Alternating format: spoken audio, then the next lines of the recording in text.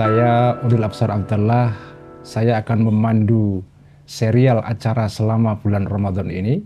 Saya akan berbincang-bincang dengan para tokoh-tokoh Muslim Indonesia mengenai pengalaman mereka dengan Al-Quran. Bagaimana mereka bergaul, bergulat, menghayati, menghidupi Al-Quran. Bagaimana Al-Quran bermakna secara personal bagi para tokoh-tokoh ini. Tentu saja di Indonesia sekarang ini tokoh yang kita anggap sebagai ahli tafsir yang paling excellent saat ini adalah Profesor Quraish Shihab. Assalamualaikum Pak Quraish. Waalaikumsalam warahmatullahi wabarakatuh. Terima kasih saya diberikan kesempatan untuk bisa berbincang-bincang sekarang ini. Sekarang ini saya berada di rumah beliau. Dan ini kesempatan yang luar biasa bagi kami untuk bisa berbincang-bincang dengan beliau sebagai seseorang yang kami anggap orang yang sangat ahli dalam bidang Al-Quran. Pak Quraish, saya ingin bertanya pertama-tama pertanyaan sederhana ini. Yang sederhana biasa susah. Biasanya susah. Apa makna Al-Quran secara personal bagi Pak Quraish ini? Sahabat. Sahabat.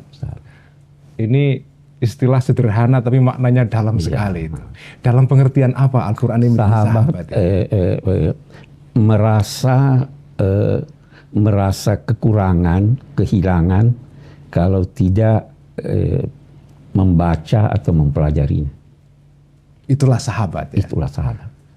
Apakah sahabat di sini juga artinya Pak Quraish merasa sendirian seandainya sahabatnya tidak ada, kesepian? Oh, iya.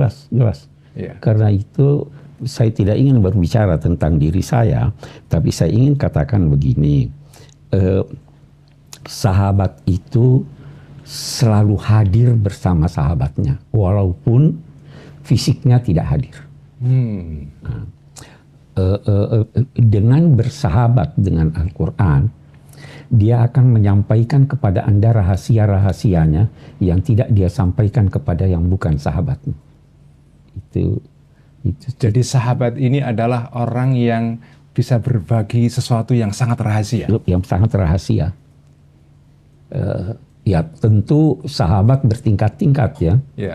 Mungkin saya kalau berkata sahabat, saya berusaha untuk menjadi sahabat sekarib mungkin, tapi belum tentu sahabat ini menganggap saya sebagai sahabat. Sebagai sahabat ya, sebagai sahabat yang karib paling tidak.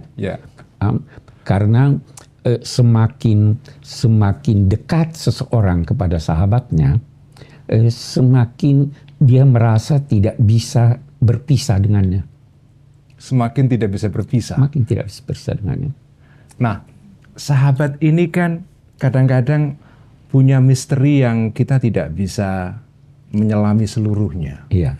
Kadang-kadang sahabat ini walaupun kita bersahabat dalam waktu yang lama, tetapi tetap ada sesuatu yang kita tidak seluruhnya bisa memahami. Apakah ada rahasia-rahasia Al-Quran yang Pak Quraish masih merasa belum bisa menjangkau itu? Sahabat ini ya? Pasti. Dan saya yakin tidak semua manusia bisa menjangkau kandungan Al-Quran. Sealim apapun orang, tidak mungkin dapat memahami firman-firman Tuhan. Sebagaimana halnya anak kecil, tidak mungkin dapat memahami ucapan-ucapan orang tuanya. Itu antar manusia, apalagi antara makhluk dengan Tuhan.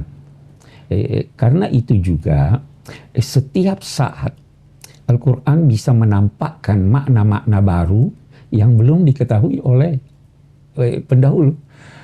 Kita tahu Pak Quraish ini kan sudah menghasilkan tafsir yang luar biasa Al-Misbah.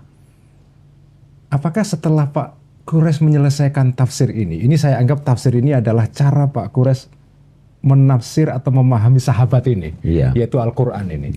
Setelah selesai Al-Misbah, apakah ada hal-hal baru yang Pak Quraish ingin tuliskan kembali atau dikemukakan kembali yang tidak ada dalam Al-Misbah?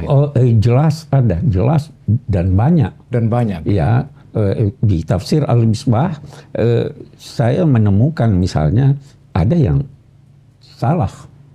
Ada yang salah. Ada yang salah. Ya toh, bahwa atau ada yang ketinggalan atau ada hal-hal baru yang ditemukan oleh ulama yang belum ditemukan atau belum saya kemukakan. Jadi selalu ada hal yang baru. Nah, Pak Quresh ini kan belajar Al-Quran mulai sejak kecil sampai sekarang. Sampai sekarang. Sekian puluh tahun Pak Quresh ini bergaul dengan Al-Quran. Apakah makin banyak Pak Quresh ini membaca kitab tafsir mengenai Al-Quran, makin memahami Al-Quran atau makin tidak tahu? Saya tidak akan berkata makin tidak tahu, tetapi makin banyak yang saya tidak tahu. Makin banyak yang tidak tahu? Iya, makin banyak yang saya tidak tahu. Ya.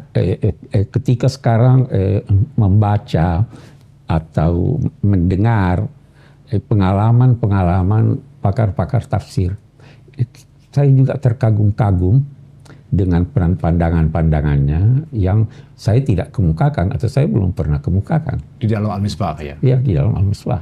Ya.